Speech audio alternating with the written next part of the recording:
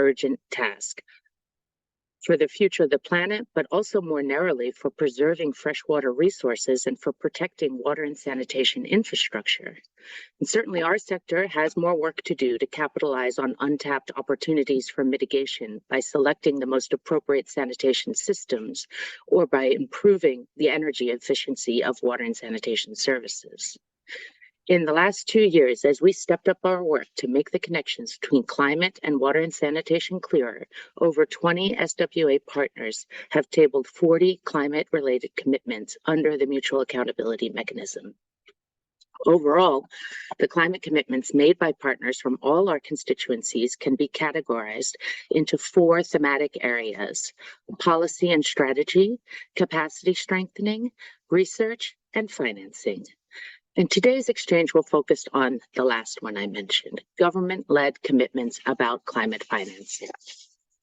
Financial mechanisms and resources used to assist climate change are referred to as climate finance.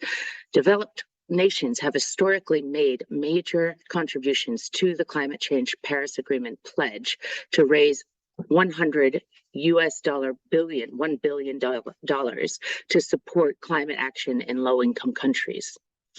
To make finance more available, the COP28 presidency wants to prioritize discussions on how to attract much more private capital into the investment pool. In this context, the water and sanitation sector should be ready to contribute to achieve the Paris Agreement goal of mobilizing $100 billion per year to address the pressing mitigation and adaptation needs of developing countries by supporting the mobilization of climate finance. In this regard, the sector is working to make investments in climate-resilient water and sanitation attractive and is exploring new avenues to team up with the work of climate financiers. At the same time, there's a request for climate planners and policymakers to successfully accelerate adaptation and mitigation in the water and sanitation sector as a key pathway to move the global climate agenda. You've been invited to this meeting today because ministries responsible for water, sanitation, and hygiene from your countries have pledged through the SWA Mutual Accountability Mechanism to develop climate financing strategies, to access climate funds, and to invest in WASH climate response. The objective of today's discussion are to exchange about challenges and lessons learned to advance on the implementation of climate financing commitments, to identify areas of potential collaboration across countries and areas in which the SWA Secretariat and partners could provide advice and support, and as a continuous aim, to strengthen mutual accountability among partners, promoting a culture of mutual accountability in the partnership and in the sector as a whole. With these objectives in mind, we're very pleased to welcome governmental and non-governmental focal points from Cambodia, Ethiopia, Malawi, Mali, Nepal, and Uganda. We also appreciate the participation of our focal points from Chad and Burkina Faso, countries that are working on climate financing initiatives. And finally, a special thanks to representatives from our global partners, the Global Water Partnership, UNICEF, and Global Green Growth Institute, who've agreed to bring in their expertise to contribute to our discussion today, just before heading to Dubai.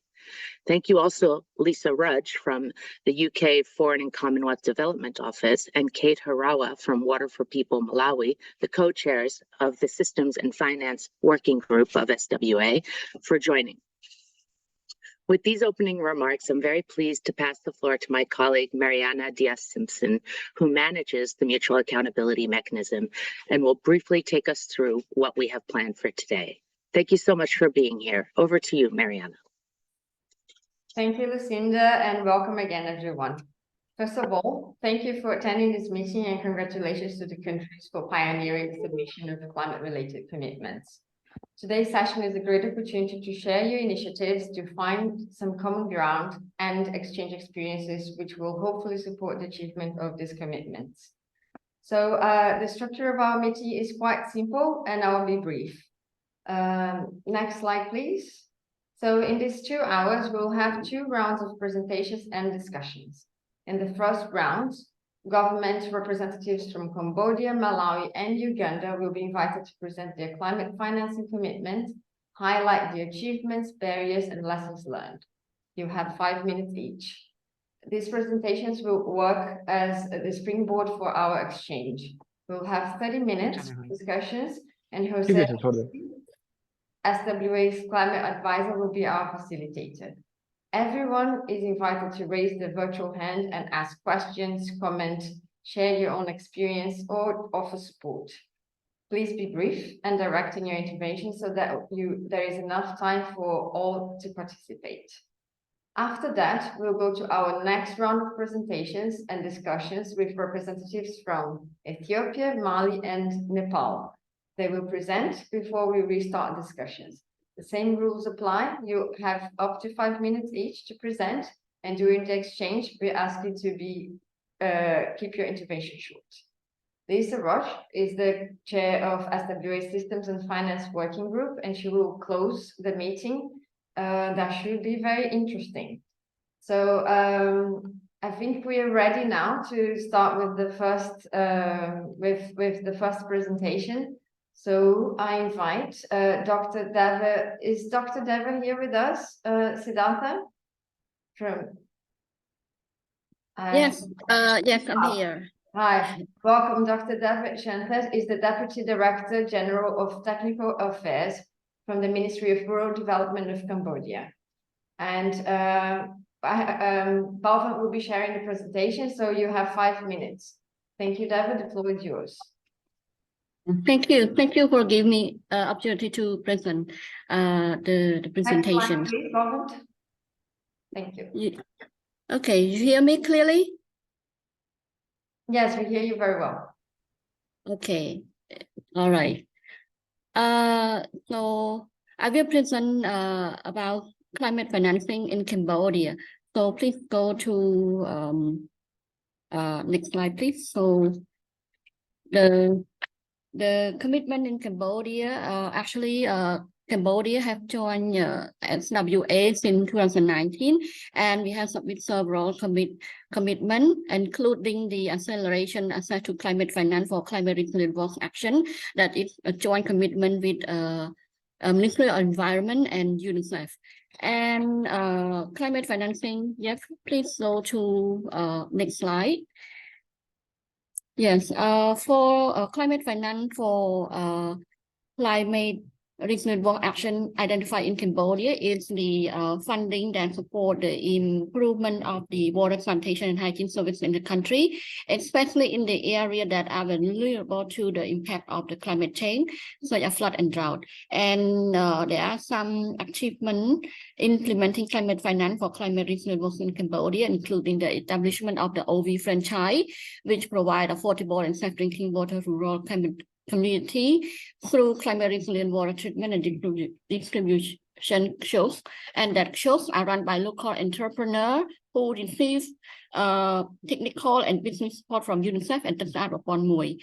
The project has reached over 202,000 people in 11 provinces and aim to expand to more areas in the future. The second one is the development of the climate rationale for work service in Cambodia to support the strategic shift toward climate risk informed programming for the sector, and following the recent Green Climate Fund water guideline to have leveraging climate financing. And also the first readiness proposal from Cambodia on COWOS. Yes, maybe you can go to the next slide. The first readiness proposal from Cambodia on COWOS prepared the support from UNICEF, MOE, and MISTI to develop pipeline and bankable COWOS project that rolled out COWOS training package at subnational level. It is submitted and under review right now. And also the development of climate resilient water resource management planning guideline for various scale in Cambodia, including commune, district, and catchment. And the submission of concept note to the Green Climate Fund for project on climate resilient water sanitation, water service, and flood and drought-prone Cambodia's country city, as well as a number of additional initiatives to support future climate financing investment for the world sector, including Mekong Strategy Partnership, UNICEF, and World Bank. Despite the achievement that we received, we also face some barriers, some challenges, including domestic barrier and external barrier. So the three domestic barriers I raised here are the lack of coordination and integration among different ministries and agencies involved in climate and world sector that lead to duplication, fragmentation, or insufficient of policy and plan with limited capacity and awareness of local authority, and also the inadequate financial resources mechanism to mobilize domestic funding for climate resilient works. So yeah, budget allocation, taxation, and subsidy, also the tariff and low level of private sector engagement and investment in climate resilient work due to the lack of incentive.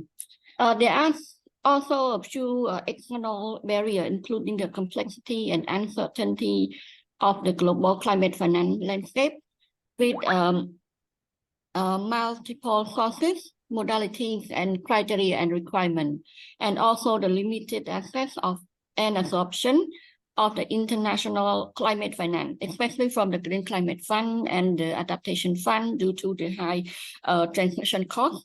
Also, the lengthy procedure, stringent condition, and fiduciary standard.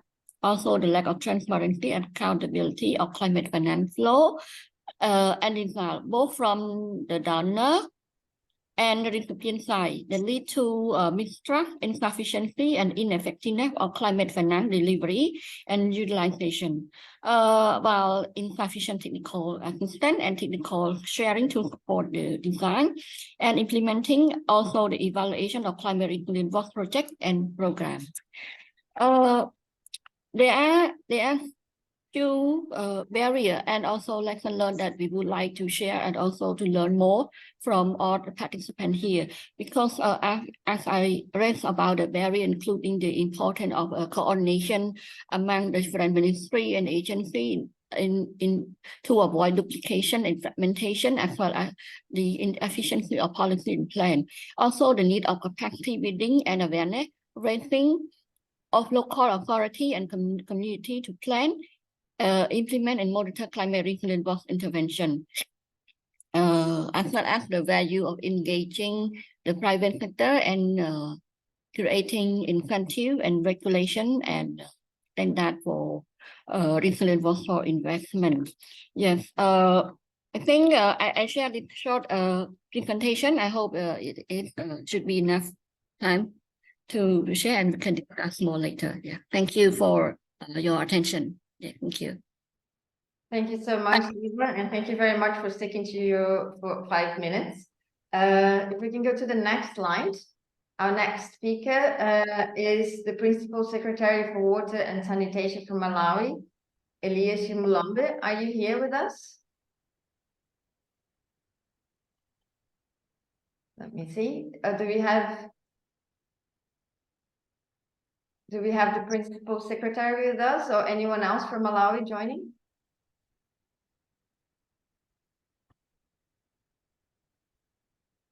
Kate, I don't know if you're there. You appear to be. Hello?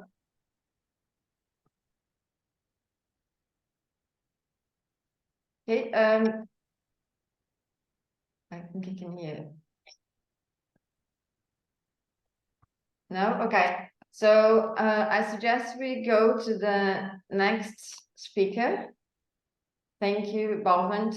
So I'll invite, let me see if Martha Naigaga is here from Uganda. Yes, I am. Good afternoon, Hi. everyone. Thank you so much. So one moment. Thank you. So Martha Naigaga is the Senior Sanitation Coordination in the Ministry of Water and Environment from the Ministry of Health from Uganda, sorry, from the Ministry of Water and Environment in Uganda. So Uganda's joint multi-stakeholder commitment is going to be shown now on the screen. There it is. And with yours for 5 minutes. Thank you so much, Martin. Thank you very much. Uganda had, I think, a total of 4 commitments, among which was this one of developing a climate financing wash investment plan. And we have a country team that constitutes of all the constituencies as we know them regarding SWAP. But for this commitment, our lead organization was going to be Ministry of Water and Environment with support from the USNet and UNICEF. But Ministry of Health is right in there as well. Can you hear me, members? Yes, we can hear you very Okay. well. Thank you. Thank you very much. Next slide, please. Yes, these are some of our achievements. And even prior to the sector ministers meeting we held in Indonesia in 2022, Uganda had already developed a climate change policy in 2015. And then also the National Climate Change Act in 2021. And we also completed and submitted our nationally determined contributions in 2022. But this was after the sector ministers meeting. But we also do have a national green growth strategy. And relating to our commitment specifically, we conducted a climate risk and vulnerability assessment for WASH in Uganda. And among the many hazards that were identified, the top ones included floods, drought, and water pollution affecting the WASH sector most. We also went ahead and identified climate resilience WASH solutions for rural urban institutions, as well as the related integrated water resources management interventions, and costed them and came up with a budget of about $250 million US allocated to the different sub-components. Relatedly, we have also undertaken a climate vulnerability assessment for the health sector. And we are now at the stage of developing the health NAP, which is in advanced stages as well. And we have also gone ahead to undertake some interventions in the health sector, such as installing solar packages for the health centers to improve the access to renewable energy. Next slide, please. Yes, the opportunities we have quite a number, and one of them includes the fact that we have a climate change department. It used to be a unit that has been elevated to a department in the Ministry of Water and Environment. But relatedly, we have a climate financing unit in the Ministry of Finance and Economic Development to specifically champion the issue of climate financing. And I think as a government, we have been accredited, but so far have not made a lot of strides in achieving climate financing, but we do have a climate financing unit in the Ministry of Finance. We also have a national task force on climate change mechanisms, and we also do participate in COPs. COP28 is happening in Dubai soon, and a number of us are going to be there. We have a whole delegation from all the other critical ministries beyond just the Ministry of Water and Environment. Go on, please. We have a number of barriers affecting our implementation of climate change interventions, but also achieving our targets. And these include limited financing, both within the country and also from the external funders. We have limited, reliable, accurate, and timely data. This, we are working on it, but we are not yet there. And the public financing has also dwindled. When the financing for the entire ministry dwindles, it is cascaded down to the different departments. So that has affected public financing, especially after COVID. We have seen budgets for the water and environment sector, for the wash sector, for it has been going down, and we need much more than we have also, because we must continue to invest in climate smart interventions. The staffing levels, especially at the district local governments, is still inadequate, and that is where the real action happens. Uganda, we have a decentralization kind of system where service delivery is at the local government level. So the staffing level in that regard are low, and we need to have them at optimal levels if we are going to be able to implement these interventions properly. The other barrier is the national level climate change policies, which are not adequately linked with the local level climate action plans. There is a bit of a mismatch there, and efforts are being undertaken to achieve as much alignment as possible.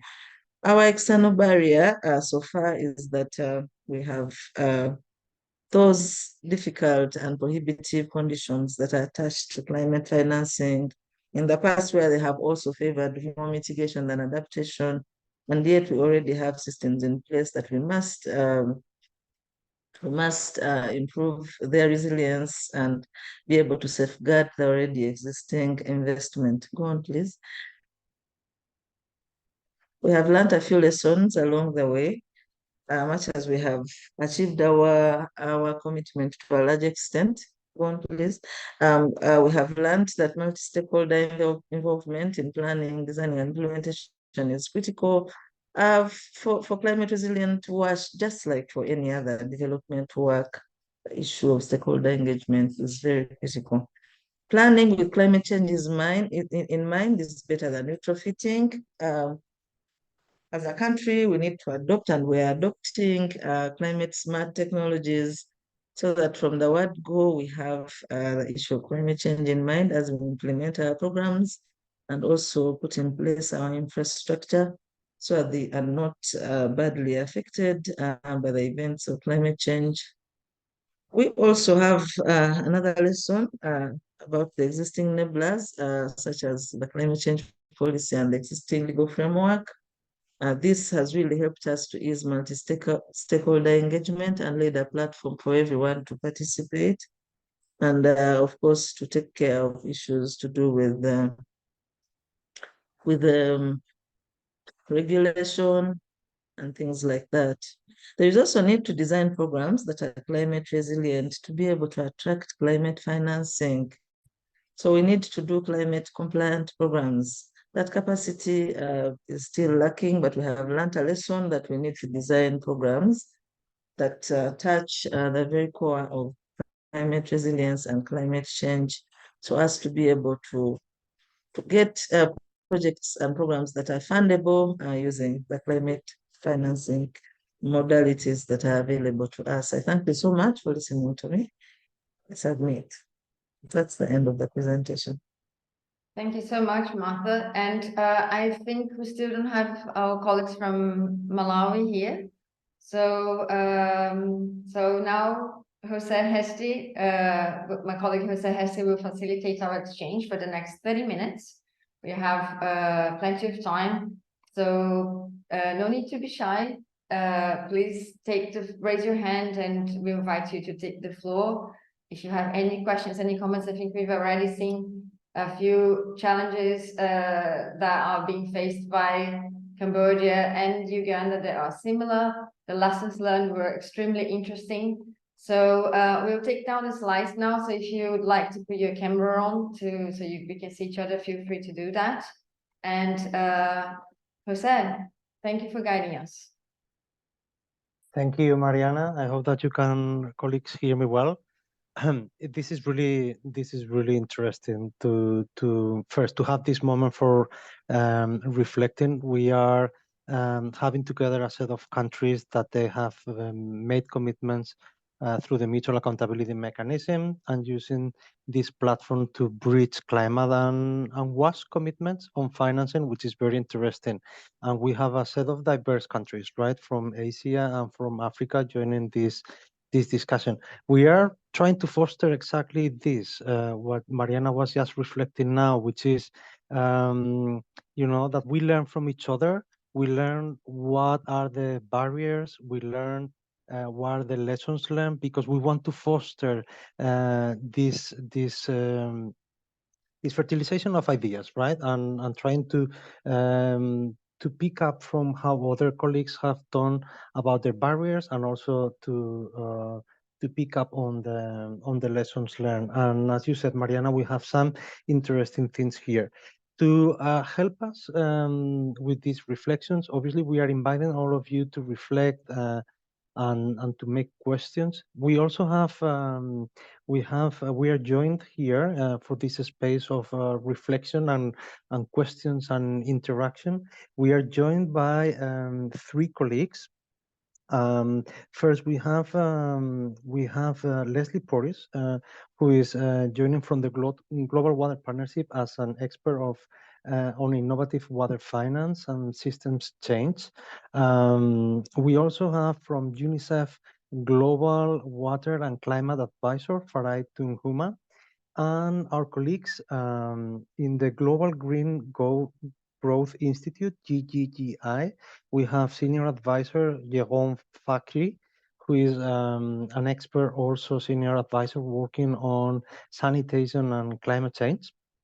And we have them ready also to share some reflections on what they have heard, and just to kick us off in this discussion. And I see, Farah, you have your camera already open, and we would be very keen to hear some of your reflections on what we're discussing today on this topic of climate financing for WASH, the commitments, and specifically what we have heard from Cambodia, from Uganda at the moment. Thank you very much, Jose, and to the team, as well as the countries that have come forward to share their examples.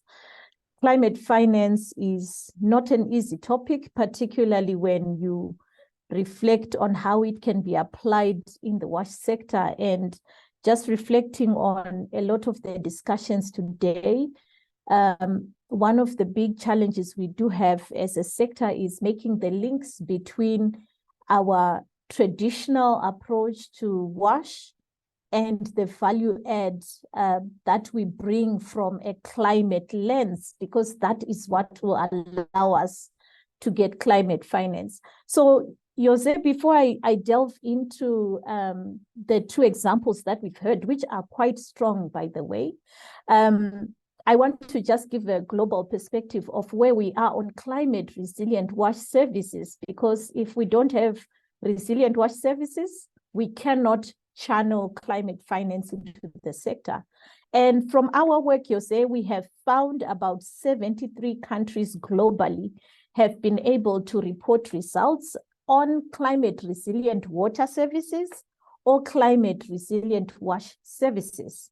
Already that gives you an indication. We've got about 190,000 countries globally, and we have about 130 countries covered by UNICEF. So we see just half of the countries actually talking about climate resilient WASH services. When we look at numbers, 22 million have actually received climate resilient water services, which means when the climate finance institutions ask us for examples, we do have some examples that are coming from the sector. And we also have about 12 million supported through our own programs, also reporting on climate resilient sanitation in 52 countries. So there are not many countries. That's why it's really important to congratulate the countries that have been able to step forward today and to share their examples. So there's a lot of work to be done, but there are some good examples. I think that's really my key message here. And then when I reflect on the examples that have been shared, for me, just thinking about what Cambodia has shared, I think Cambodia is one of the strong examples where we have seen the development of a climate rationale. The reason why, as a sector, we are not able to receive climate finance. And just from that example from Cambodia, you can see there has been a process by the sector to try and understand their climate risks and how they can act upon them. So it's through the risk assessment, the vulnerability assessment. I understand Cambodia has been able to also undertake a risk-informed bottleneck analysis so that they're able to see how these risks really translate to bottlenecks within the sector, but also then have those reflections around what sort of solutions, whether they are infrastructure solutions or policy solutions. And this has really then helped them to move on to that next step when it comes to climate finance. I think the biggest learning and biggest takeaway, which both countries have mentioned, is around how all these national level activities then translate to local government level activities, and of course to the solutions that we see at community level. And those are really the big gaps that we now need to feed into. And then quickly just reflecting on Uganda, I see from Uganda a very strong policy approach. And as you well know, Jose, there is no right approach. Some countries will start off with a huge infrastructure focus. Others will start off with a policy focus. But I think in the end, we want a holistic solution where we have infrastructure, delivery models that work, and we are fully responding and still providing the services that we have committed to. So with Uganda, you can see that work coming through in between the multi-stakeholder platforms that they have. And I think for me, more importantly, that link between Ministry of Finance, Ministry of Water and Environment, as well as Ministry of Health, because a lot of our sanitation work in Uganda also does sit with the Ministry of Health.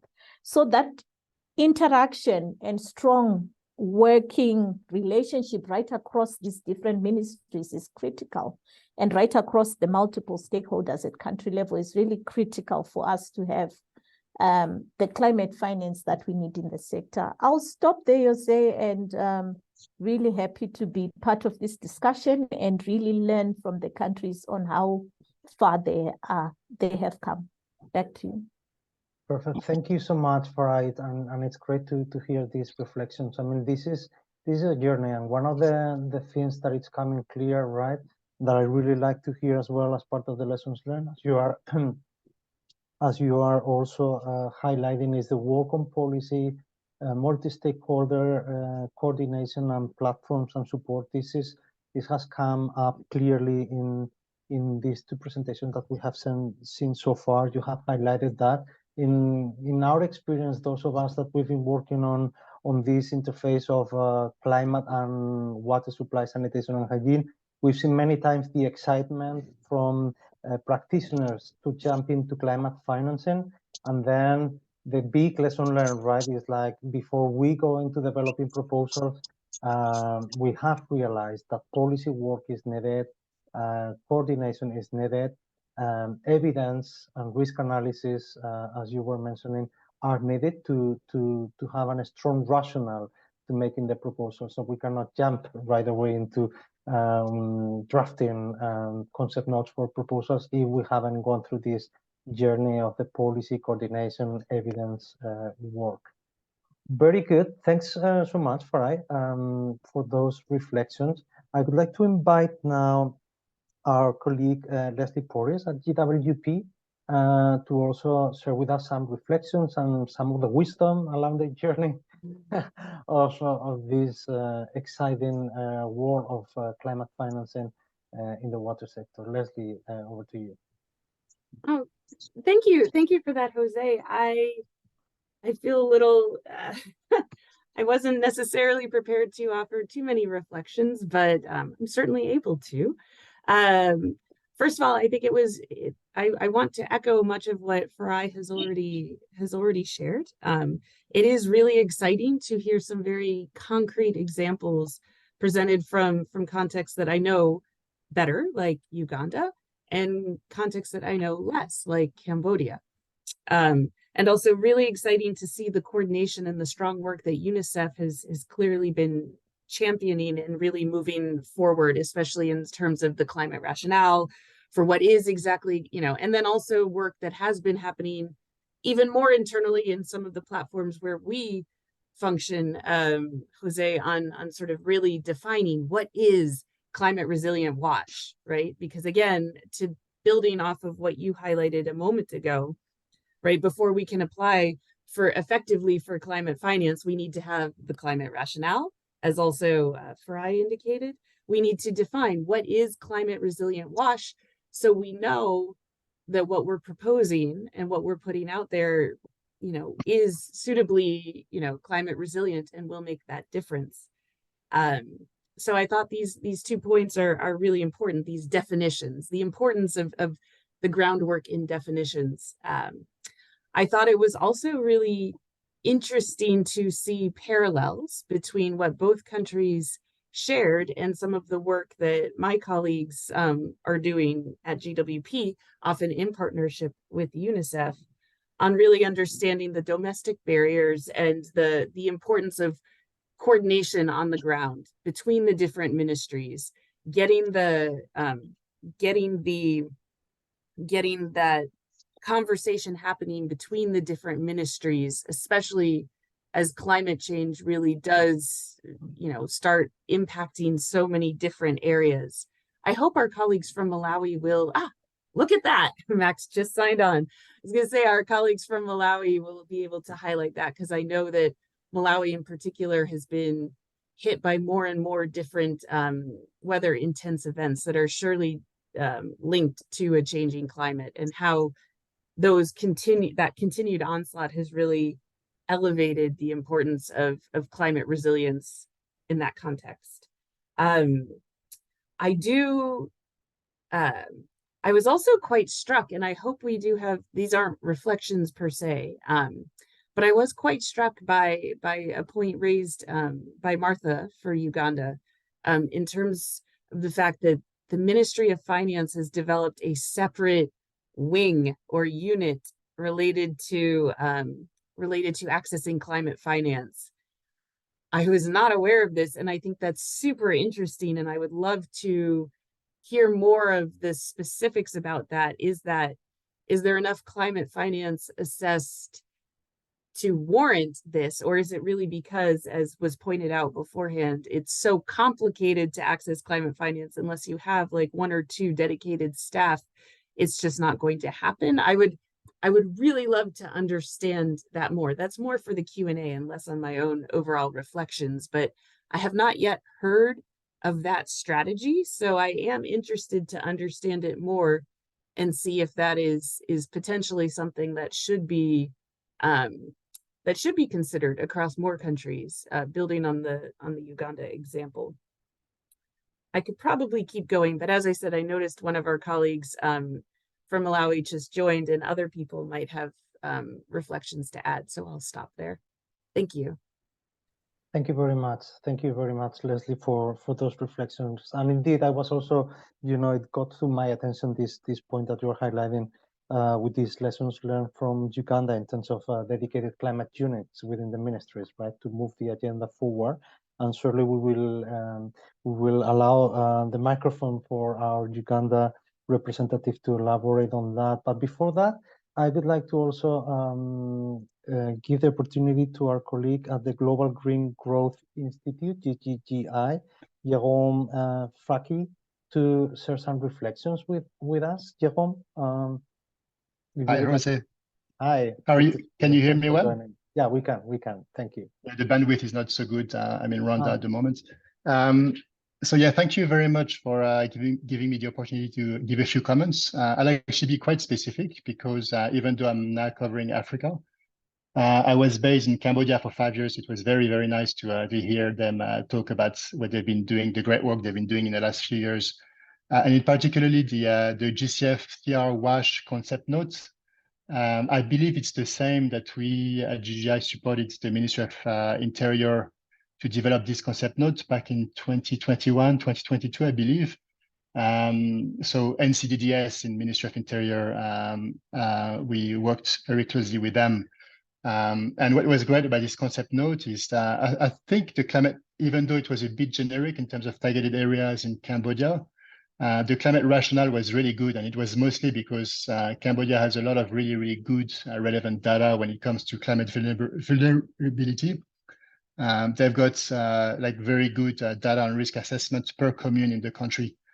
But even with that, we had some pretty tough comments, assuming it's the same concept note. I might be wrong, but if it's the same, we had some pretty tough comments from GCF at the time, which was a bit disappointing, and it really shows that there's still a lot of work to be done to have CR WASH on the agenda with the GCF.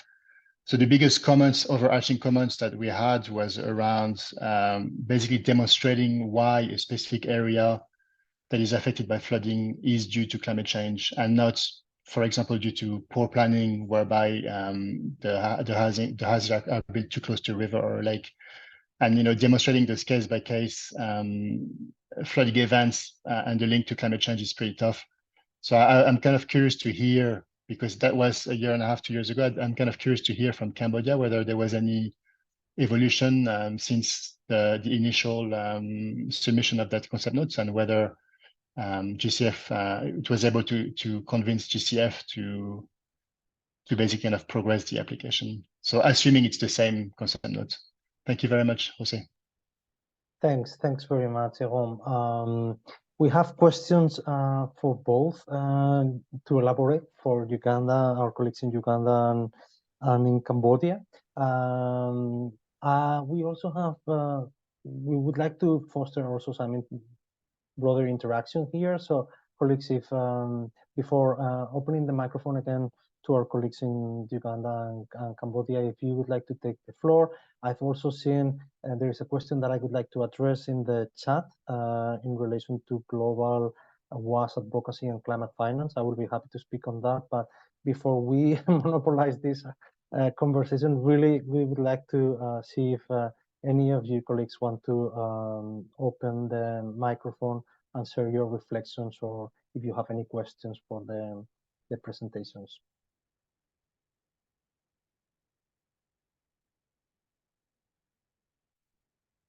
Saima, this is also an opportunity. Thanks for being so active in the chat box.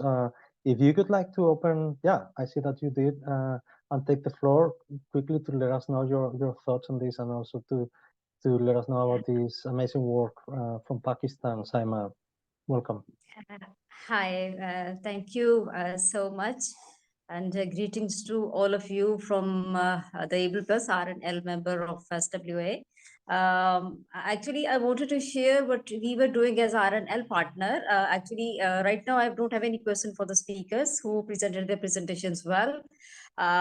What I am facing as a research organization from Pakistan, we have conducted research, and we are also going to collaborate with other organizations at national and in international level. But what comes as a major problem before us is the financing.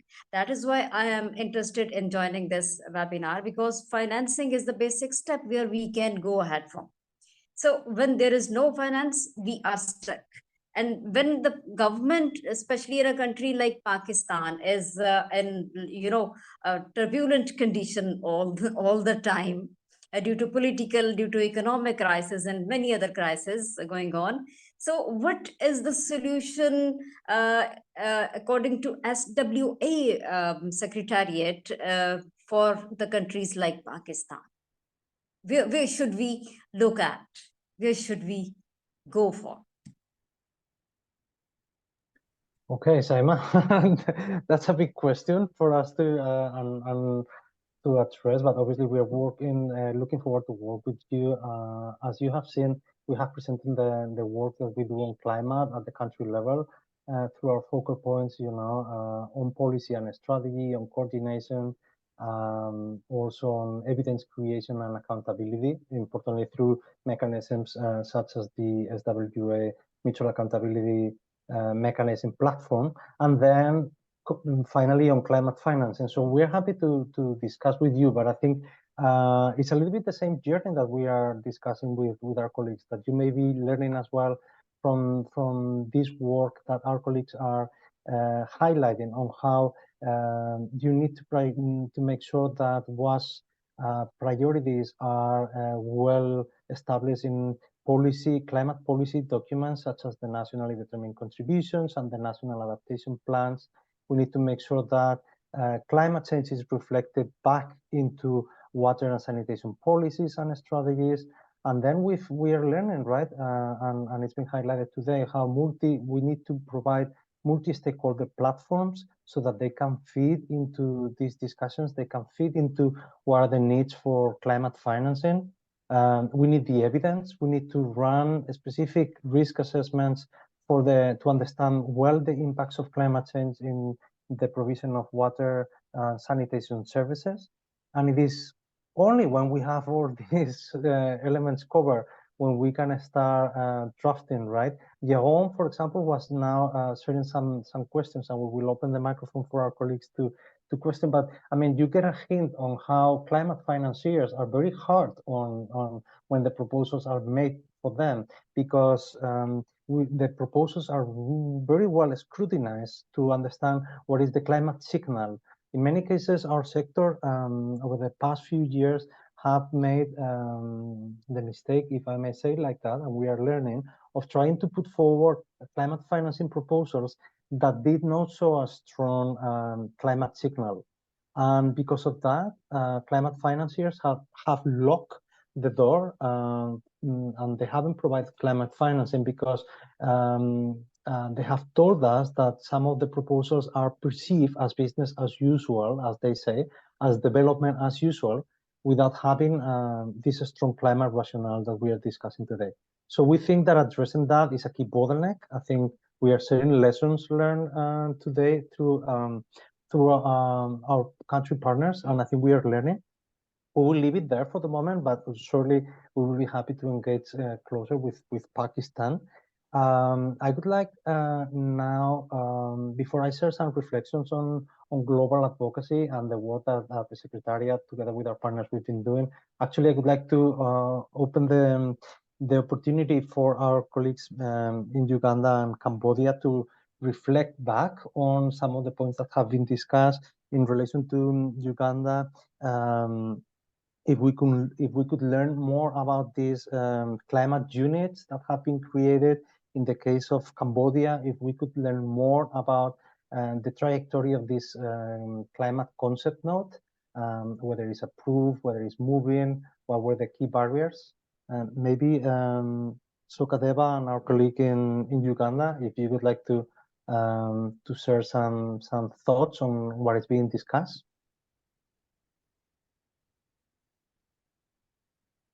Okay, thank you very much. I will take a few of the questions, or I will make a submission, but I have a number of Ugandans who are part of the SWA country team on the call, and they will supplement my submission. So briefly, the climate finance unit was established just before COP26, and it was mainly aimed at enhancing mobilization for climate financing. It was part of a pilot that was supported by the Green GGGI, that Green Growth.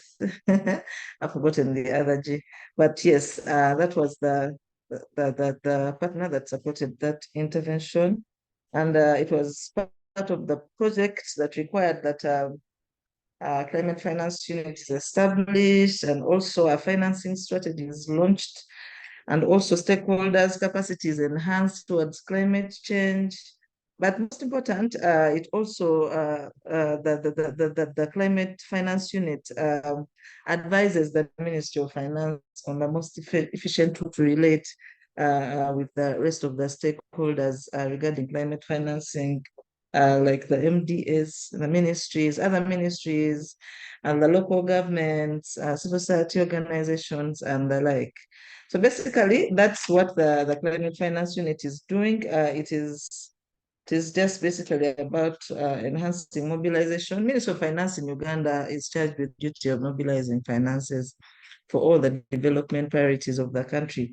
So because we needed to champion the cause for climate change, that was the rationale for creation of that finance unit, climate finance unit. And basically it is promoting well-enhancing mobilization of climate financing. I will stop right there and invite any other person from Uganda who can make a supplement to that submission. Thank you, Martha, so much. It's really interesting. You've seen how much attention this point of this specific climate unit has raised among all the participants, and probably a good lesson learned to for other countries and for us globally as well, right? In terms of sampling and putting successful case studies there globally as well when we convene our ministers of finance. So thanks very much for sharing that. It's really interesting. And as you said, if there are other colleagues from the SWA family in Uganda attending that would like to open the microphones to elaborate further, they will be more than welcome to do so. I don't know if any of them would like to. Hello. Hello, Herbert. Good afternoon, all. I am glad to be here. I joined late, and thank you, Martha, for putting our position and the entire team. So allow me to make one or two comments since I just ran out of another meeting and I should be going back shortly. So ideally, that's just a position that we have as Uganda, that we've done really a number of interventions in terms of planning and policy direction. The new direction is actually trying to bring climate change and health on board, which were not initially very fully as part of the climate change agenda. Like Martha said, the unit has really been doing a lot. However, I think at SWA level, we are yet to see how we can socialize this engagement, because as you know, I think that high-level engagement is very key, first of all, in enabling public financing, but also in activating the global space for climate change financing. I know that we have worked directly with the key development partners, as we recently also submitted our proposal to GCF for the climate change and health project. However, I think what we seem to be lacking in connecting the dot is to get the right will in terms of that high level. And I think the overarching intervention should be SWA's interest in countries to create that kind of round table conversations. There is a lot of goodwill in countries. I have also noticed that many countries are currently really interested, because the climate change impact is evident. We cannot hide from it anymore. But to unlock the financing for climate change requires, first of all, a local, but also international, collaboration and engagement. So locally here, the goodwill is really evident. For instance, the Ministry of Health has really come fully on board. Like now, our minister has put up a spirited fight, as you would maybe note, that will be submitting at our Health Day Ugandan Pavilion, the COP28 in Dubai. A lot of promises that are coming up in the declaration, and I think the financing component has also come up in her statement. So moving forward, I think what we request at that higher level, SWA to really, and I think we've been doing well in terms of these virtual meetings, but I think now what we need to do is to come up to see how we can engage the key ministries in a physical meeting to deliberate on the issues of climate change, and also put the donors on the round table conversation to see what we are doing right and what we are doing wrong. I know that also one of the other challenges of the donors is that the aspect of doing business as usual. We also need their guidance on where they think we should be moving. We have new ideas that we are putting on board in terms of improving resilience, but I think we can really work under the guidance of SWA to see that our ministers, all the key ministries and the ministers come on board to associate with that high level conversation on climate financing. I think the plans are okay, the programs are okay. What we now need is to tie the loose ends and be able to accelerate this whole conversation and accelerate the financing for climate change. I am sure if we do that, we should be able to achieve a big mileage.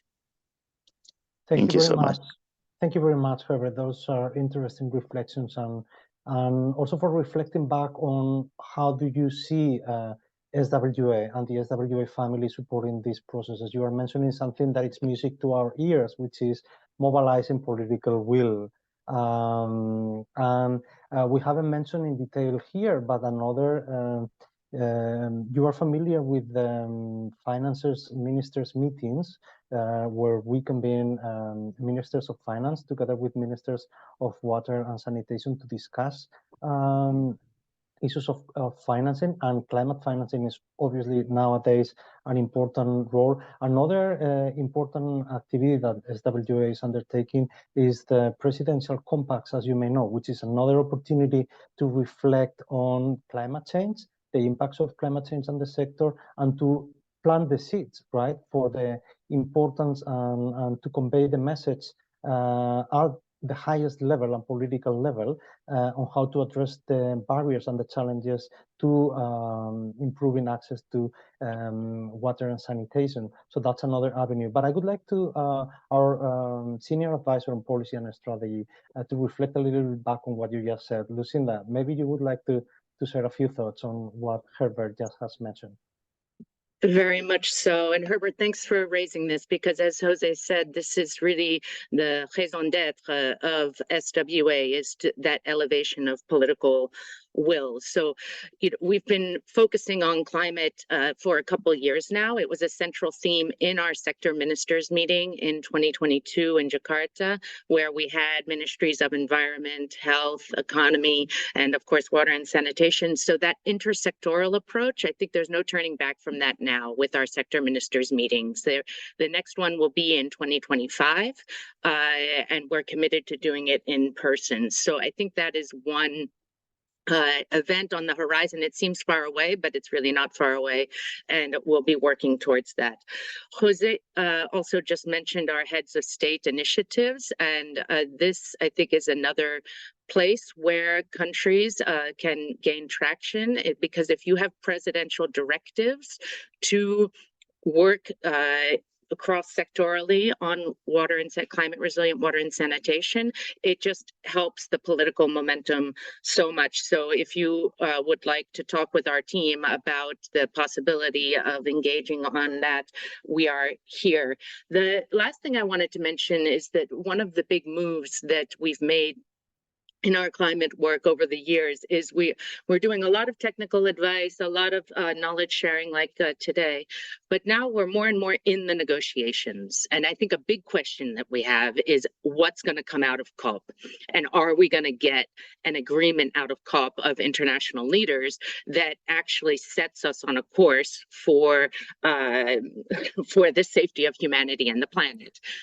So we are especially working on the global goal on adaptation. We're being very deliberate in our engagements there to advise negotiators on how to link the global goal on adaptation with, for instance, the GCF water security guidelines, so that if we do get agreement on the global goal on adaptation, we're already linking into what GCF at least defines as appropriate areas for climate finance. So we're trying to work at these different levels in order to mobilize that political will.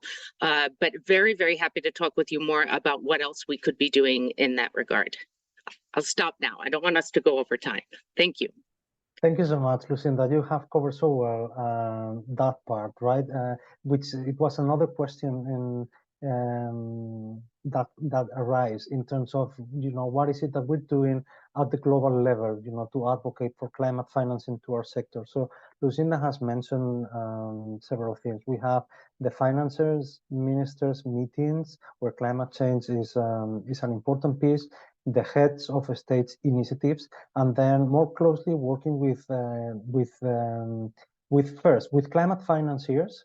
The Green Climate Fund being a key one, right? And SWA and partners have been able to provide inputs, technical inputs to the development of the GCF water security guidelines, where you will see references to sanitation and water for all. You will see that a strong global climate rationale has been made to facilitate access to climate financing in our sector.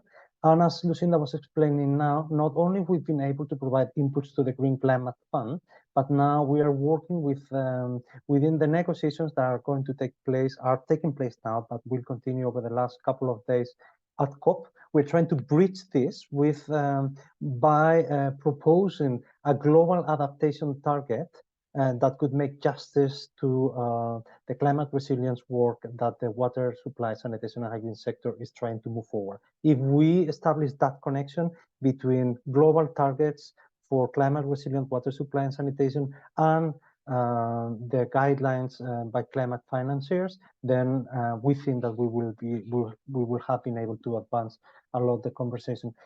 Before we jump into the next set of country presentations, just wanted to see if we have our colleagues in Burkina Faso that would like to take the floor quickly now.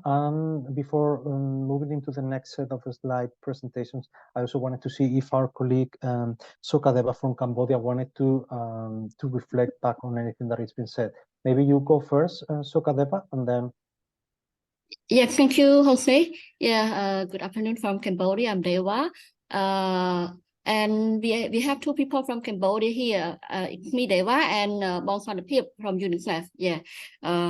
So I would like to share some reflection. I would say that Cambodia faces significant climate risks, and particularly related to hydrological cycle, which are likely to worsen in the future unless any action is taken. However, the connection between works and climate change still lack of evidence and ill-defined and generally poor understood by the implementer as well as our government in Cambodia.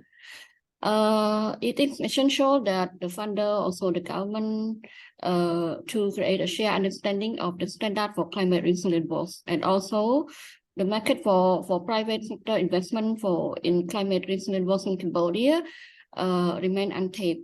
Although a few examples of climate finance exist, but works is often regarded as part of the adaptation rather than mitigation. And all examples of climate focused works financing have been for clean water rather than sanitation.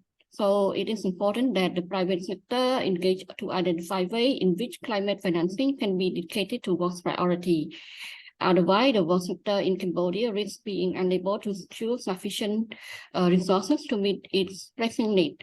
And the thing is that I would like to mention also, to answer also the question about the Green Climate Fund. Actually, the submission of concept note to the Green Climate Fund for a project on climate resilient water and sanitation service in flood and drought prone Cambodia. The project, which is co-financed by the ADB and Royal Government of Cambodia, and it aims to provide safe and reliable water supply and sanitation service to 1.2 million people in 6 secondary cities that are exposed to climate hazard. And Cambodia has 4 climate fund. Have 4 Green Climate Fund project totaling around 104 million, including 3 multiple country programs that focus primarily on mitigation in energy, infrastructure, and agriculture that support sector. However, we don't know exactly about the status of the concept note because it is under the project of ADB and other ministry. And currently, there are no private sector Green Climate Fund accredited entity in Cambodia, but efforts are underway to establish a climate financing facility that would be administered by Cambodia Agricultural and Rural Development Bank. Yeah, I think I should stop here and give the floor to other colleagues, and maybe Bong Santipip would like to share some thought about Cambodia climate financing, or maybe, yeah. Thank you, so Dewa. Good morning, good afternoon, or good evening. I'm Santipip, the work specialist from UNICEF Cambodia. Sorry, I was a bit late. I was traveling to Ethiopia on holiday, so now I try to stop and I can join these sessions. Okay, so that's on one point. Maybe I would like to add, because we also put in our achievement that other one is about the next proposal to the green climate funds. Then we already submitted, and the first submission was in March, and the last submission was just in October. So we expect that the review committee will be ready and inform us maybe early next year. So it's now under review of the committee, and the renewed proposal is to support the Cambodian children, including girls, women, and can live in a safe and clean environment through water services. So this also focus on the low emission and that climate resilient solutions. So this is from our side. This is our strong effort between the two ministries, the Ministry of Rural Development and the Ministry of Environment as the national designated authority. So we hope that the proposal will be accepted early next year. So we are waiting a good news. Thank you, Dewa, and thank you, everyone. Thank you very much. Thank you, colleagues from Cambodia. Thank you, Santipat, for this complementary information, which is very, very useful. And the life of a concept note for the Green Climate Fund is always mysterious pathway. It comes back and forth with questions from the Green Climate Fund that need to be addressed. So yeah, another of the lessons learned, right, is to be patient with this. Sometimes it can be lengthy processes to get an agreement with all the details of a climate financing proposal. In the case of the Green Climate Fund, but other climate financiers, it's the same. Julien from Burkina Faso, if possible, I would like to ask you to speak after the next set of presentations, if you wouldn't mind, as we keep the agenda moving now. What we have prepared is next set of countries to present on their commitments, advances, barriers, and lessons learned. But we are going to have a lot of ample time after those set of presentations to continue this discussion. So Julien, if you're okay with that, we will ask you to jump in after this round of presentations. And thanks for that, Julien. Back to you, Mariana. Thank you, Jose, and thank you everyone for the great discussion. So now we start with the second round of presentations, and we can go back to Malawi as Max Wenger, Deputy Director of Planning from the Ministry of Water and Sanitation, has managed to join us. So Max will show Malawi's 2 climate financing related commitments on the screen now, and you have 5 minutes to present your progress, barriers, and lessons learned. Thank you.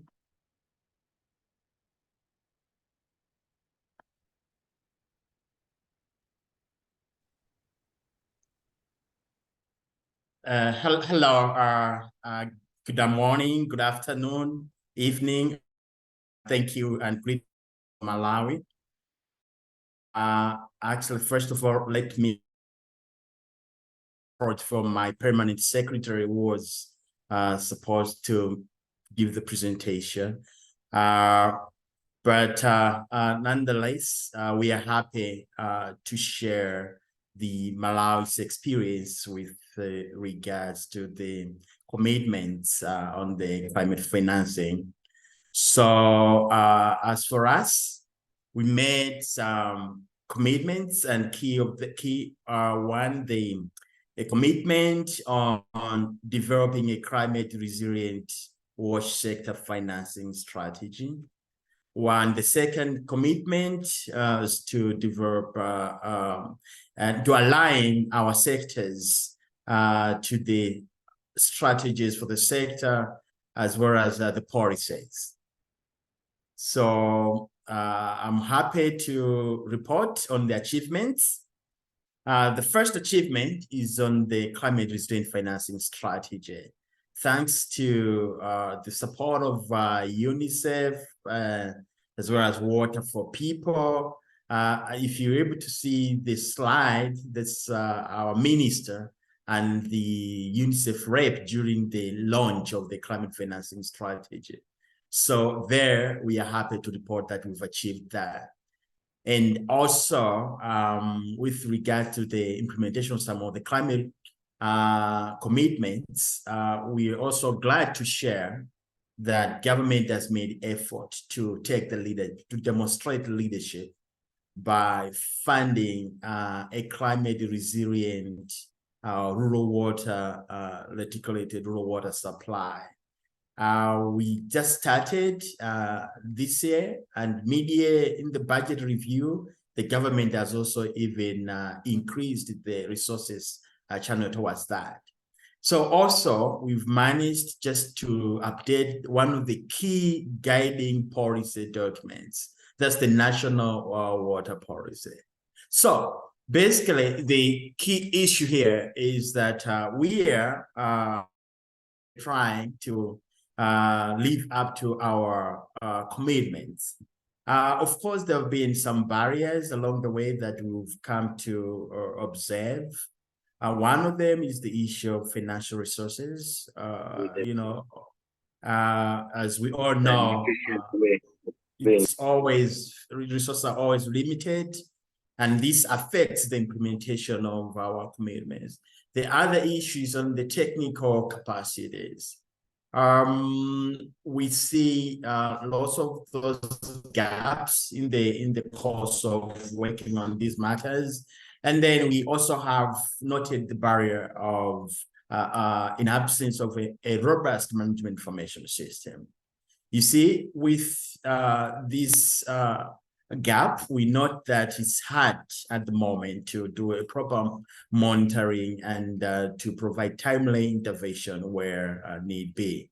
So through the process also, we've learned some key lessons, which include that firstly, we've noted the importance of government leadership. What we've observed is that when the government takes a lead on a particular policy implementation, then we see all the other partners following suit.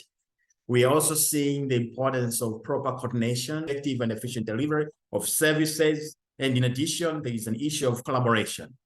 The aspect of collaboration from this experience is that it's assisting to complement effort, to build synergies with partners. So it kind of addresses the issue of limited financial resources, but also it does break the working in silos and even working more closely. So as we speak through the sector working groups, we're able to collaborate easily with other aligned ministries, environment, agriculture, climate change, and also even partners, Global Water Partnership. Glad to see you, like you.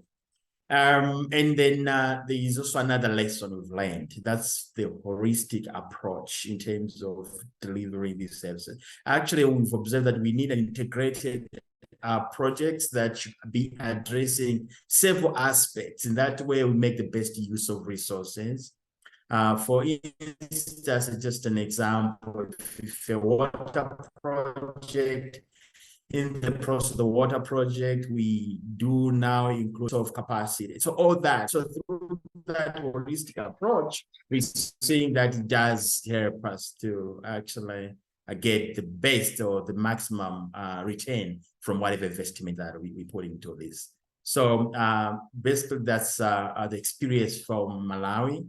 And we are so happy that we could also hear the reflections from the area speakers, which really even speak to our situation. I like the climate financing issue. Actually, we are also part of the climate financing negotiations, and we are happy that we are speaking the same language. Thank you so much. Thank you so much. That was very interesting. And now, Marvin, if you're able to share the slides again, I'd like to invite our second speaker for this round. Abby Gima is the National WASH Program Coordinator at the Ethiopian Ministry of Water and Energy. Yes, you're here. That's really great. So the floor is yours and you have 5 minutes. Thank you very much.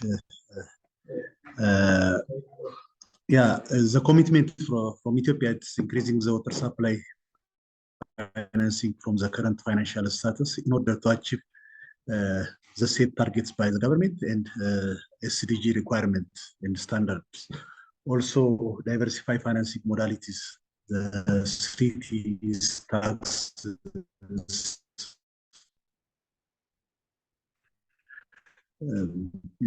tariff, transfer funding. So the leading body is here. It is the Ministry of Water, and together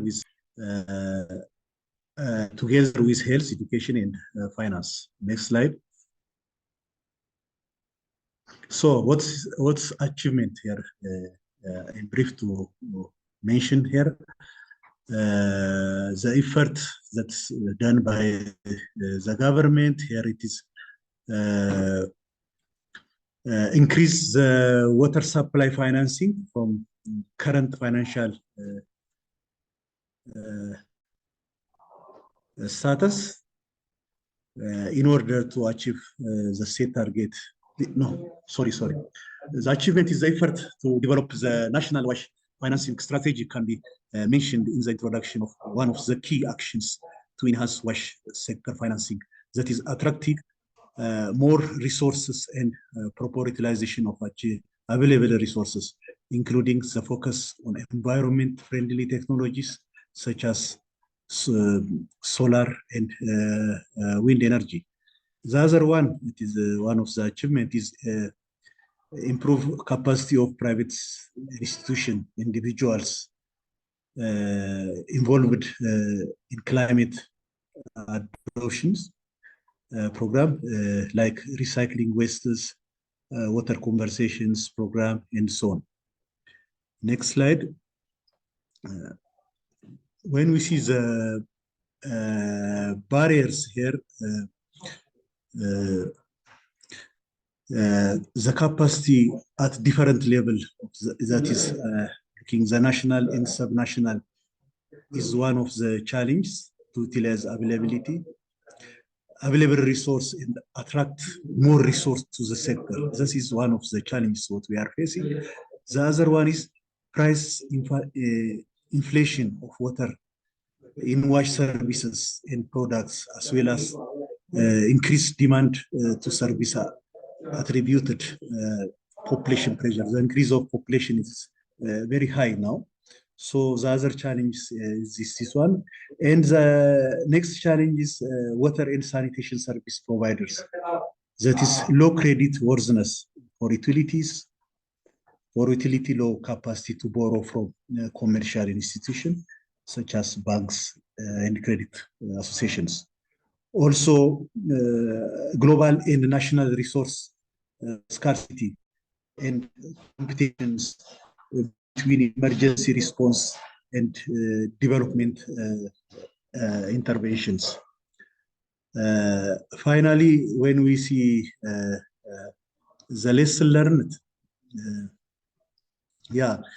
this is increased resource from the sector does not necessarily result in increasing the service, as it sometimes end upon only in maintaining the existing services. This is mainly due to inflation.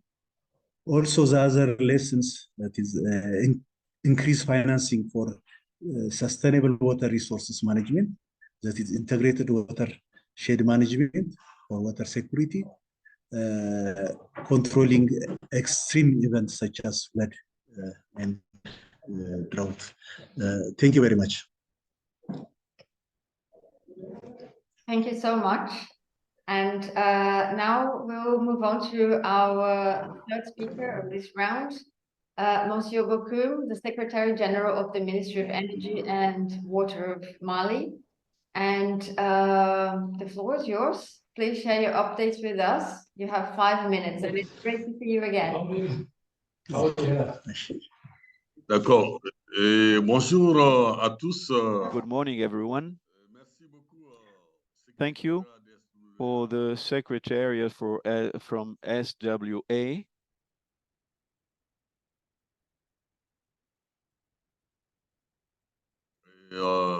Merci à tous. Donc, c'est au nom So as I was saying, thank you. On behalf of Mali, I'm taking the floor so as to define the engagement taken by Mali in terms of mobilizing of climate change funds. I'd like to remind you that Mali is a pioneer country in implementing mutual accountability mechanism. Mali took engagement, joint engagement with others, with the government that assure the leadership and the technical and financial aspect, and the private service with all the category took engagement under the leadership of the government, contributing to this in Mali.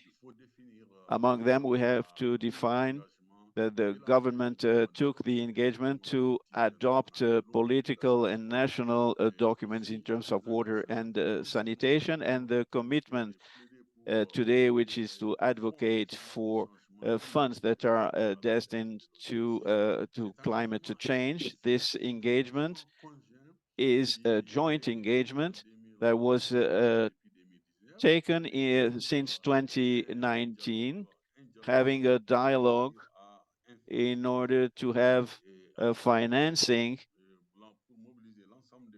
to mobilize all the financing for this in Mali. This commitment was taken. This dialogue was in October 2020 during the meeting of the ministries of the sector, of finance ministries, at the end of which we had a strong recommendation that was translated into a commitment, and this is the engagement. This recommendation was to mobilize financing and funds for climate, so it could help to attain this goal. This commitment was at the highest point with the ministers that are responsible for water and environment, through a high-level meeting with the technical and financial partners and with the people responsible for the Mali Climate Fund, so as the financing could be mobilized in favor of WASH. And this led us to a very good result and financing of projects that were implemented with the technical services of the state, and also with the partners such as UNICEF, UNESCO, and WaterAid, and partners that are mentioning here. This commitment, this political will, led to reinforce the collaboration between the sectorial ministers and the financial minister with the Ministry of the Interior. This is the state budget in order to finance WASH projects in Mali. We should have in mind that this political will at the highest level by the transition people that took a decision or made a decision for these funds in order to elaborate a WASH project in Mali. We have to take into account that everything was very seriously taken, because Mali is a Sahelian country that had the strong effects of the climate changes, and before we could mobilize water with wells, with the population, but with the climate change, the phreatic things disappeared, and the level, it's underground water, and so the levels are very low. In order to realize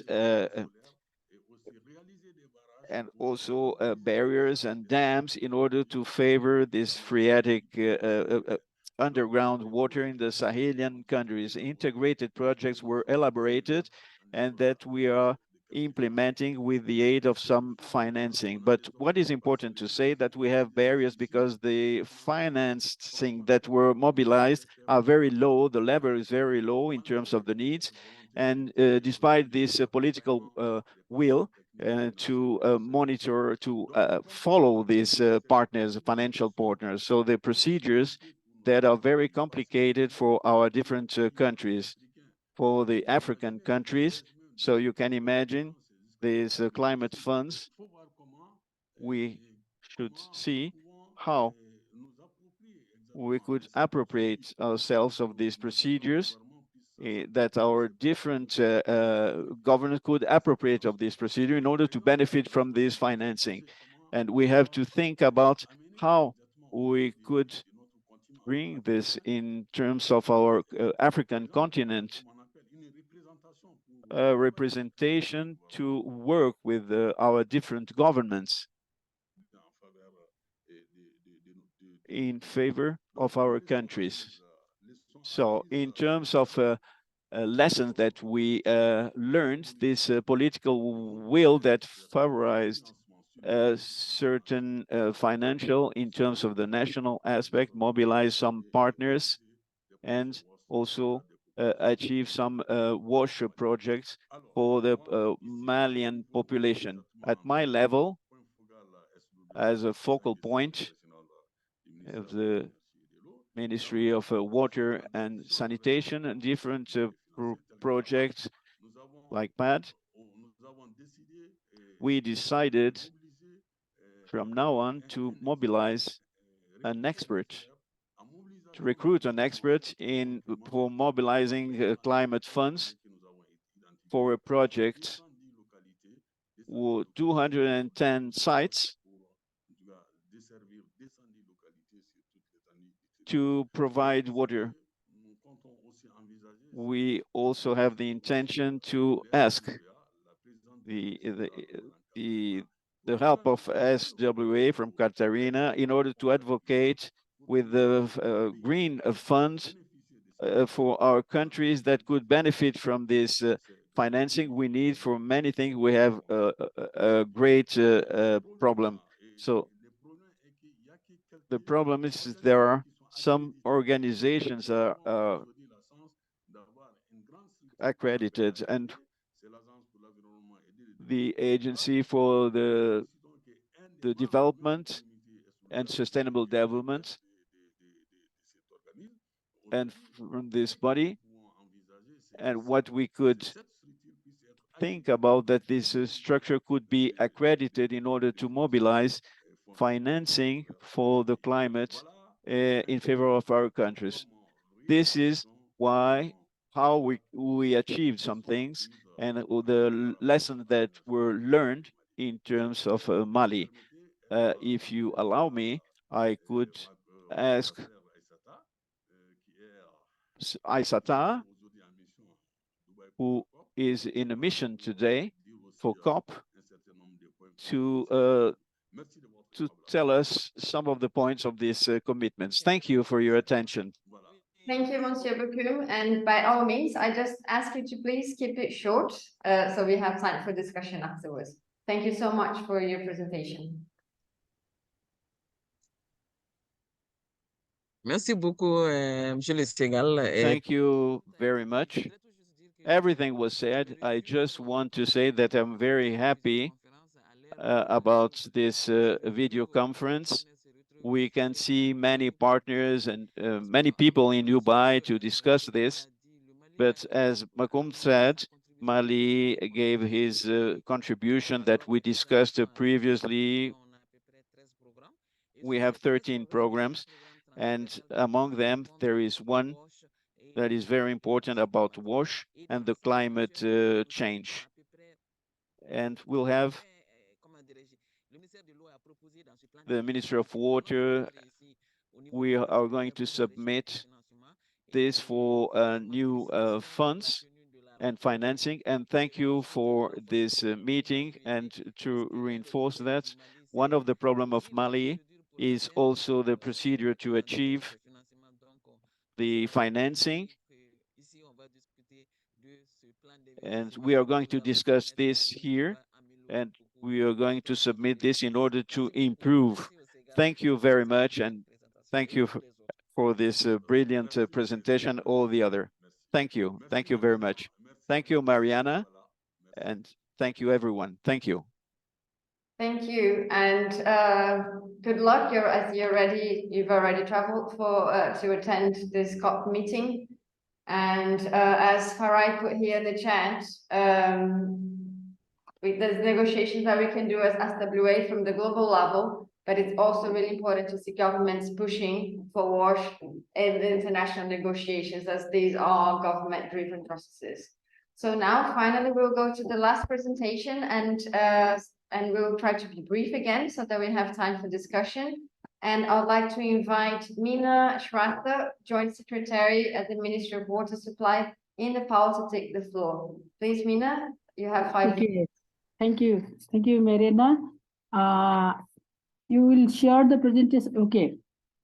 From Government of Nepal, we have commitment with SWA on climate financing to make the sector ready to access climate financing to achieve goals of nationally determined contribution and national adaptation plan. Next slide. Our main achievement on this commitment is the National Adaptation Plan, NAP 2021 and 2050, and the Climate Change Mitigation and Adaptation National Implementation Plan were endorsed by Right Honorable Prime Minister on National Climate Summit before 2 days ago. Next slide. There are some national priority programs in National Adaptation Plan. Develop climate resilient WAS services and facilities through building capacities, developing institution and system, adapting innovative technology, and extending collaboration.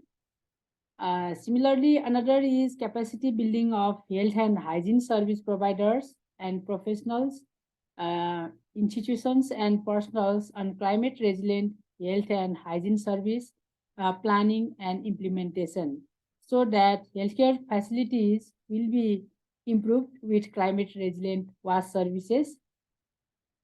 And third one is integration and implementation of climate change adaptation in health and WAS services through health and WAS sector through policy reform, strategy development, and national level awareness.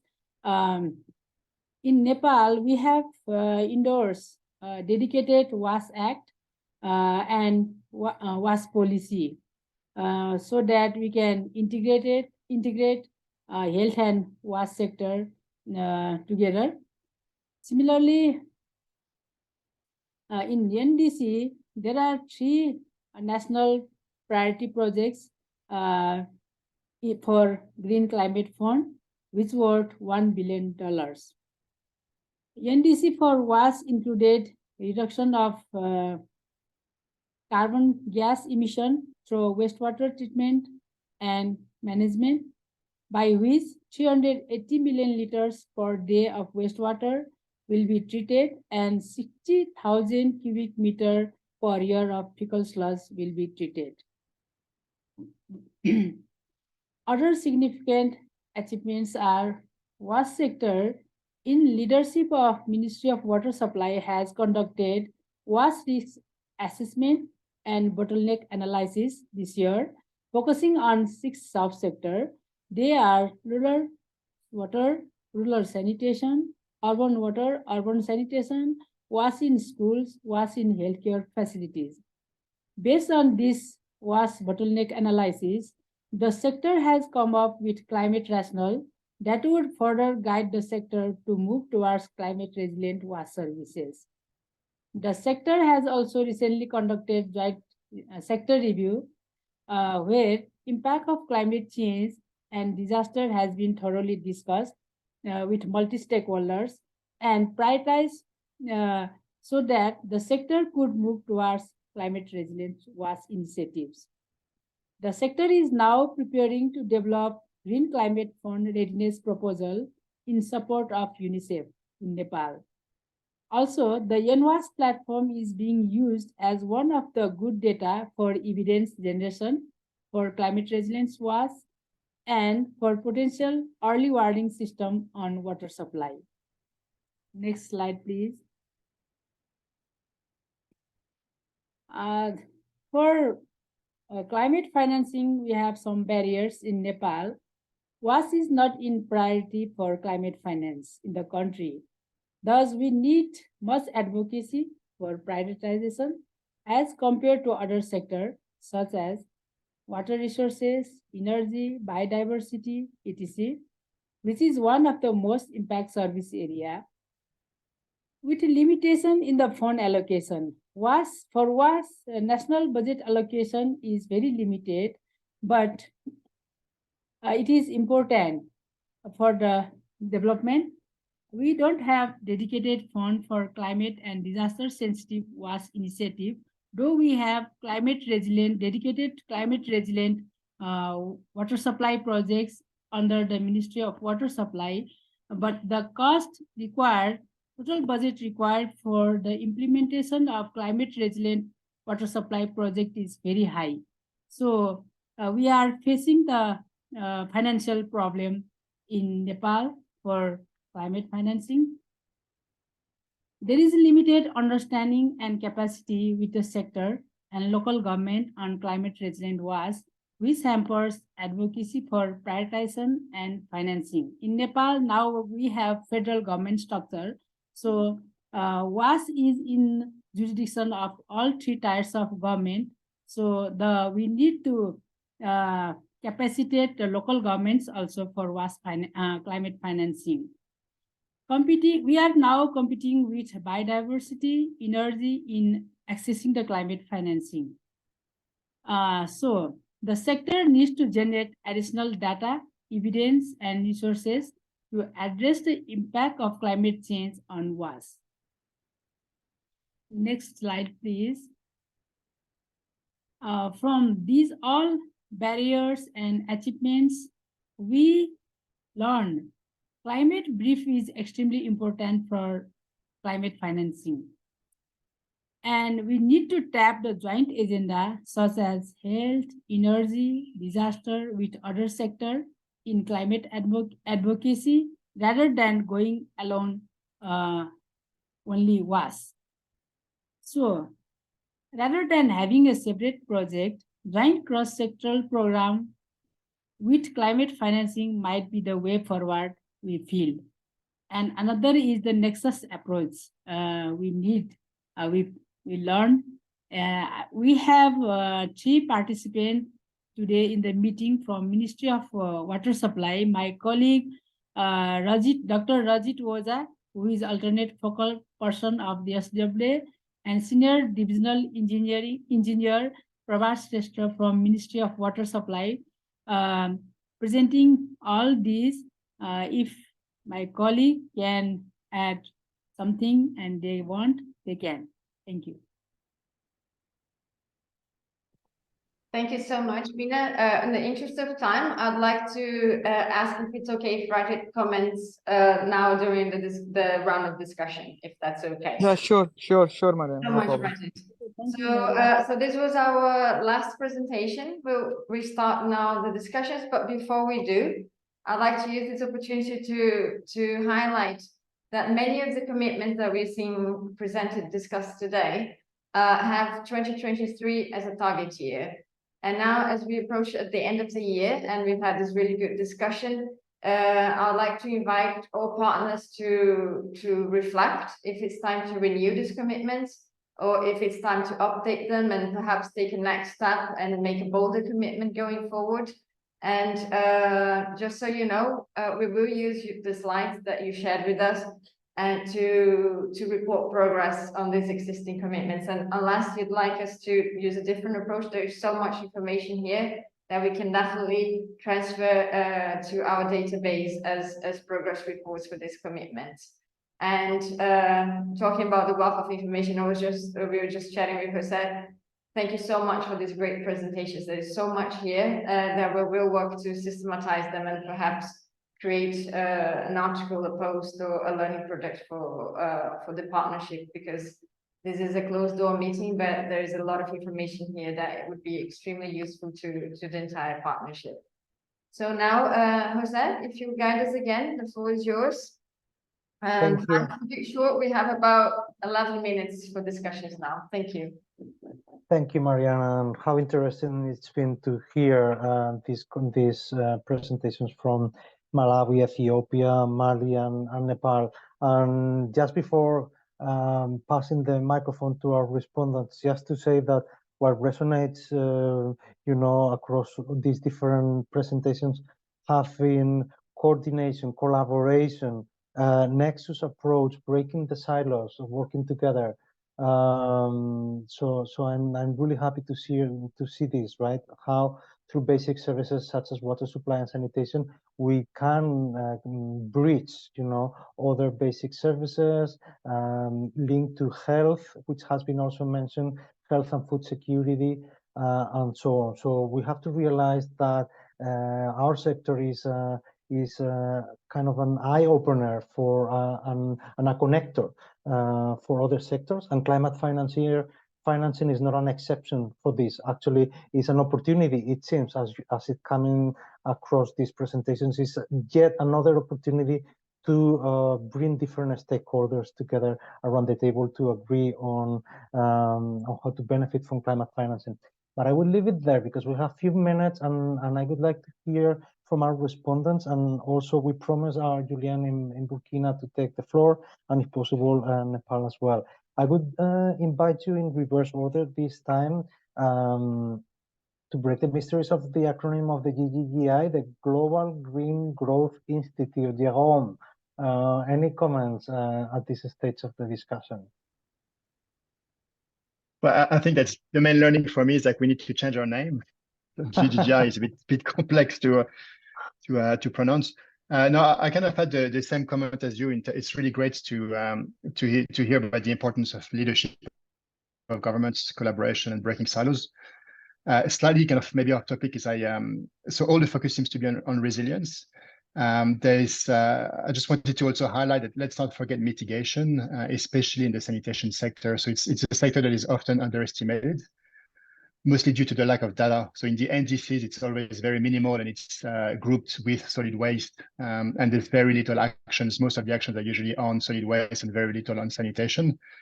But for example, last year we did a study with the Senegal government that showed that sanitation on its own was responsible for 5% of total emissions for the country. So it's quite significant. While in the current NDC, it's only 1%, including solid waste. So if we do the same study with solid waste, with more robust data, we could get to anywhere between 5 and 10% of total emissions of the country. And suddenly that becomes pretty significant. And maybe that can be a lever to also obtain climate finance in the future, as well as the resilience angle. So I just wanted to highlight that as well. Thank you very much. Thanks, Jérôme. And yeah, I mean, we have colleagues already joining from Dubai. Other ones such as me, I'm about to travel there. Yeah, we are about to witness globally how we are so off track of the Paris Agreement, as Lucinda has mentioned early in this discussion. And we need to look for new ways of enhancing the commitments at country level to continue reducing emissions, and sanitation is a golden opportunity to do so. So thanks for highlighting that, Jérôme. I would like to invite now for some short reflections to our colleague Leslie Porteous from the Global Water Partnership. Leslie. Yeah, thank you. And again, I will try to be incredibly brief. But actually, I'll first of all start by piggyback off of Jérôme's comment around mitigation, which I think the research is finally starting to emerge that really paints the case for especially sanitation in the role it plays towards climate mitigation. And actually, I was really pleased to see in the Nepal presentation, they actually highlighted that. It was one of the bottom bullets of one of the slides. So Nepal is certainly moving forward in this regard, and so that's amazing. It was lovely to hear again some of the different types of approaches that different countries are taking. We heard from Malawi that they've gone through their WASH sector financing strategy. for example, right? So I love hearing that in, you know, contrast right now, but maybe complement to later the work that's happening in Uganda with sort of, you know, having a dedicated team around climate finance in the ministry. So it's really interesting to pick up on all of these different, very practical steps that can be taken. The one thing I wanted to point out there, and again, this is back to the Nepal presentation, but there was a lot of highlighting about sort of the or the emphasis, and actually most countries have talked about their preparation of a GCF readiness proposal, and potentially in some other cases, concept notes. And the thing that sort of struck me is it necessary for this to just be a WASH readiness proposal, right? And I, you know, and we did hear a few different speakers sort of reference, you know, oh, WASH misses out on funding. Most of the funding goes to this or goes to that. We're competing with them, and highlighting the different roles that we're competing. And I'll pick on Nepal for this because they were very, it was also the most recent presentation, but they highlighted this, but then at the end, in their outcome, in their lessons learned, they came to the same conclusion as well, right? It maybe is not something we should do alone as a WASH community, but we should, you know, look at what would a comprehensive climate resilient plan or proposal or project really include. And surely that includes not only WASH, it includes our friends in water resources, where of course I'm, you know, living right now at GWP, but also some of our colleagues or sort of partners across the way in energy. There were some references to solar, et cetera. And so just seeing, so I guess maybe this is a reflection and a challenge, and maybe there's a role for us as Sanitation and Water for All to really help sort of, again, sort of provide opportunities for sort of, again, helping to make it easier to break those silos and think as a larger group, not only, what can climate resilience look like and design for that, not just climate resilient WASH, but climate resilient Malawi. And so really, for example, and so that's just something that struck me as I was listening to all of these presentations. There's probably leadership we can demonstrate as SWA in terms of really promoting and encouraging that that breaking of silos. So thank you. Thank you, Leslie, for those reflections, and we really like to hear this. And again, it's been a common denominator across all the presentations that we've been hearing, the second batch, right, of Nexus, breaking the silos, coordination, collaboration, etc. Farai, if you could just share like few seconds reflections, if we may ask that from you. Farai, thanks. Fantastic. I think very nice practical examples of what we can do under climate finance coming through from colleagues. Fantastic. From my side, readiness. How do we use readiness to build the capacity that we want to see in the sector? We can use readiness to build our program pipelines. Someone spoke about prioritizing projects. We can talk about positioning the WASH sector in the national adaptation processes. That's something we can do with readiness. We can also have a lot of technical assistance channeled to the NDA for them to understand our sector, but also for our sector to be able to pivot what they need in these agencies. So I think readiness is a tool we need to maximize on so that we eventually can get to the big money. Financial resources, are we really maximizing them? And we haven't had a conversation today around how majority of climate finance is actually our domestic finance resourcing that we already have in the countries. We know that for all our climate finance, we are largely as a sector really co-financing, and we will get a small portion from climate finance. So are we really being wise with the resources that we have so that we do have the leveraging effect that we want to get from climate finance? And then the last thing, and I'm glad it was Ethiopia saying this, I will definitely be following up with their teams. Water resources management for sustainability. And how does that then link up with the work that we are doing under WASH? And that also talks to Leslie's last point around, if we look at our work in WASH from a basin perspective, and we really think about sustainability, what is it that we do differently?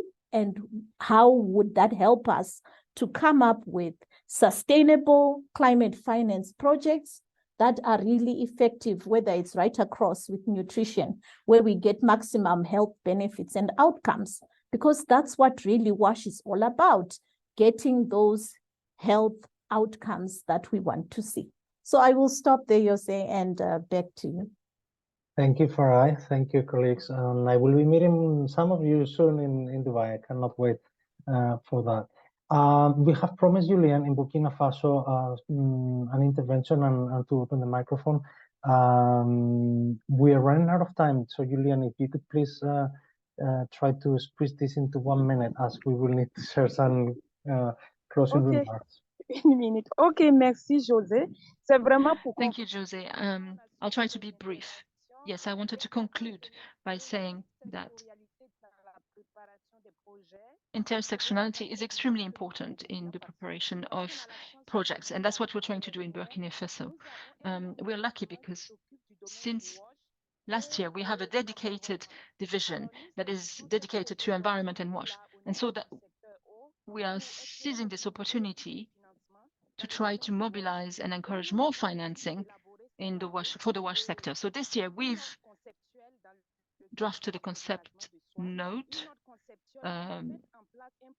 to develop a structural project that takes into account all the WASH needs that we hope will have an impact for the sector, and through this project attract more financing.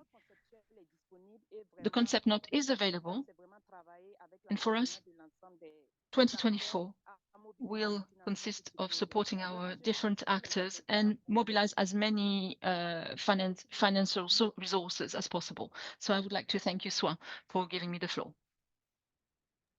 We're very happy to give you the floor and to hear from you, of course, as well as it's been to hear from all of the colleagues. This has been a 2-hour journey that has been pretty amazing. That is from my side. I have really enjoyed.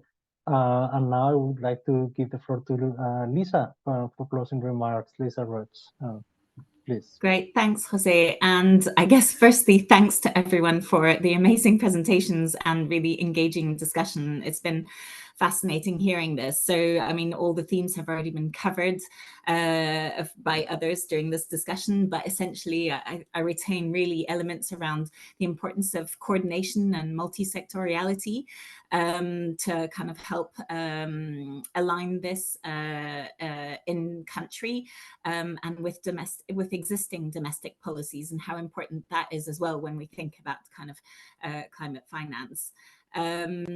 The strong regulatory environment, this perhaps came up a little bit, but just to make the link with other kind of sector events at the OECD Roundtable, that was a really important mechanism as well for boosting investor confidence. And when we're talking about all these different kind of financing mechanisms or sources of finance, I think it's important to consider how our overall systems and enabling environment contribute to just domestic finance, other sources of finance, and climate finance, and that's a really important part of ensuring that we're able to attract those.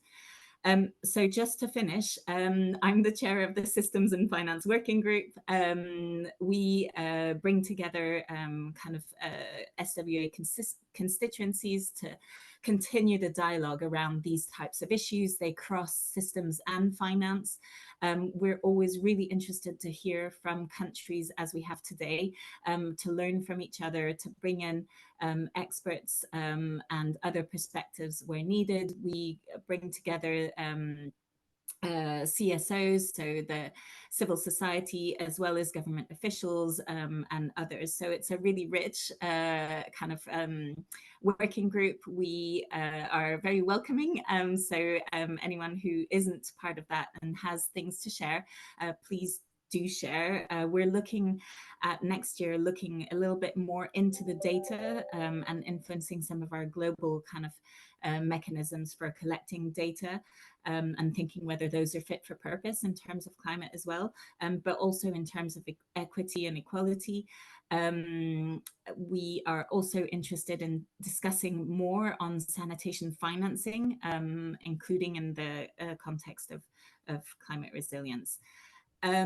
So just as we look ahead to COP, there's a very exciting agenda through the Water Pavilion, as well as kind of the negotiations ongoing on the sidelines or as a principle. So do definitely join and look out for SWA's activities there and others from our partners. It's a very exciting agenda. I just had a look through that recently because I won't be there in person. So it just leaves me to really thank the organizers, but also especially all of our speakers and intervenants, sorry, in French, who have spoken today. So thanks very much, and wishing you all a great day, afternoon, or evening. Thank you. Thank you. Thank you. Bye. Thank you. Great discussions. Thank you. Thank you. Bye-bye. Bye-bye. Ok, au revoir. Merci. Merci à tous. Merci. Merci. Okay, thank you.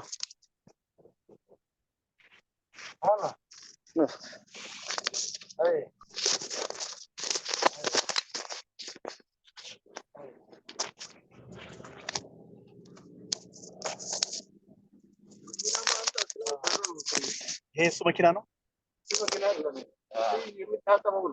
Okay.